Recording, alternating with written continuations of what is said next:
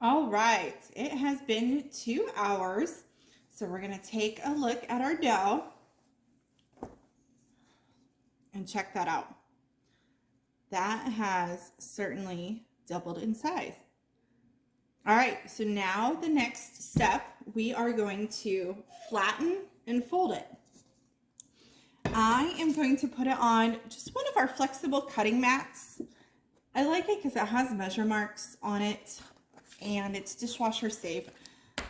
And it's just about the right size because you want to get it about 9 by 12 inch rectangle out of your dough. So we're just going to go ahead and see how it is. It's sticking just a little bit, but it's coming right out. So we're just going to put that right onto the mat. And you can also use a pastry mat. Get it in the center. And then you're just going to flatten it out. And you want it in the shape of a rectangle and about 9 by 12 inches. And so we've got the measure marks along the bottom here, and I know that it is 11 inches this way. So I know I don't want it to go all the way to the edges.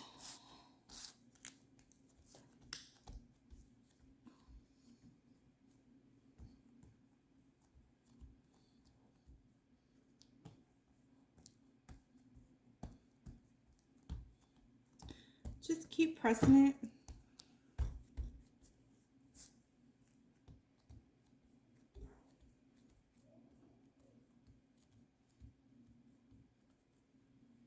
We're about there. It doesn't take long. You usually don't need any extra flour because the dough is not real sticky or anything. So we're pretty close. All right, so once you get it flattened into the rectangle, we want to fold it like you are putting a letter into an envelope. So we're gonna come over this way. So you're folding it into thirds. So just like that, just like you would fold a letter.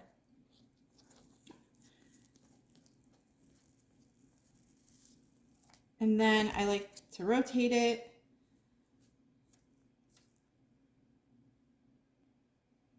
And then we're going to roll it into kind of a log shape.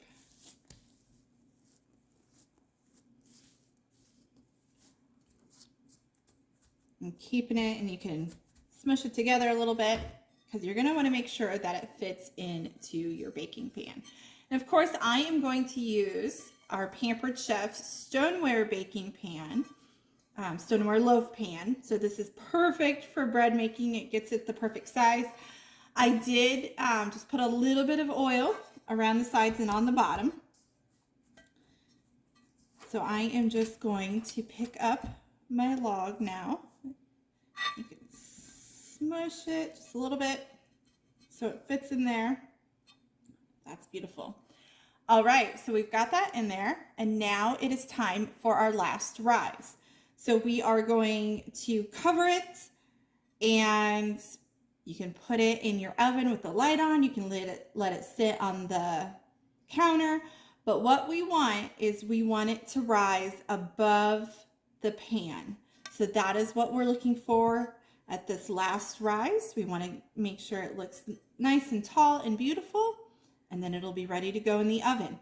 Now, you don't want to let this last rise go too long because it will start to flatten back out. If it rises to its peak, and then if you let it go too long, it will flatten back out. So this, you do want to pay attention, and you want to make sure that you have your oven preheated and ready to go.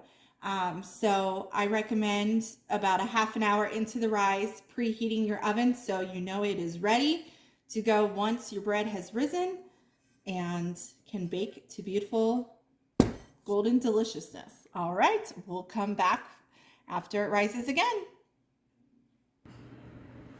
All right, we are back again after our final rise of our bread, and it did take a little bit longer than 45 minutes. So you always want to just keep an eye on it, and you'll learn to use your best judgment and what it looks like.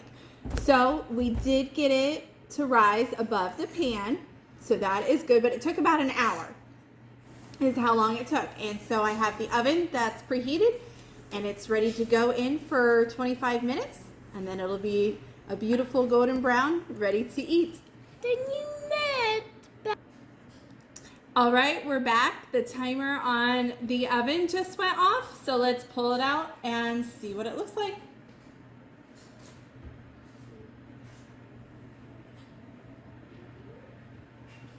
Check that out, you guys.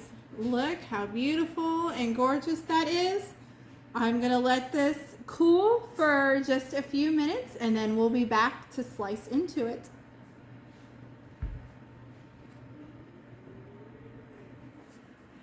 All right, I have let the loaf of bread cool slightly, and now we're gonna cut into it and see what it looks like. It smells absolutely delicious. And I tell you what, my boys gobble this up. And there's one of my boys making an appearance right now, but check that out. Look at that. Look how gorgeous that is. That is the perfect bread. They come swarming when there's fresh bread. And I actually make this every few days because I have 3 growing little boys and a husband who likes peanut butter and jelly sandwiches. But check that out, the perfect sandwich bread. Nice brown even crust, even on the bottom. Our stoneware, our Pampered Chef stoneware is absolutely perfect for your baked goods. But there you have it. Don't be intimidated by making your own fresh homemade bread. It's relatively easy. You just kind of have to get the hang of it. So absolutely go for it. Don't be afraid. And if you have any questions, feel free to reach out to me and ask. But there you have it. I'm your Pampered Chef lady, Jess, and I hope now you will make your own homemade bread. Have a great day. Bye.